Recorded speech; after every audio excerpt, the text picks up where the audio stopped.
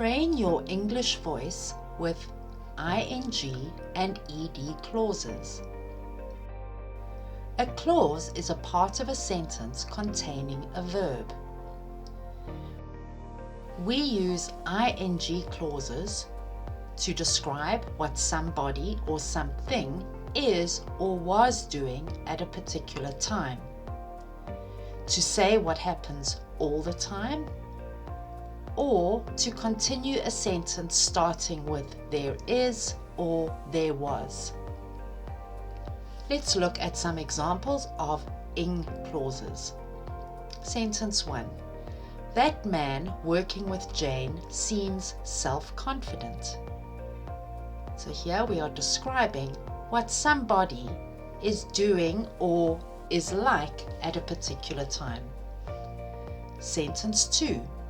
She is always looking out of the office window. So here we are using an ing clause to say what happens all the time. Sentence 3. There are some adventurous people climbing the cliff. Here we are using an ing clause to continue a sentence that starts with there are. We use ed clauses in passive sentences or after there is or there was. Remember, not all past participles end in ed. Let's look at some examples of ed clauses. Sentence 1. The boss who looked miserable had been sacked.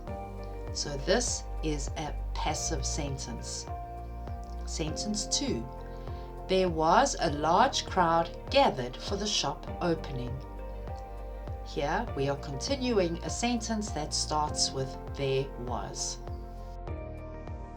Excellent job with ing and ed clauses. Goodbye.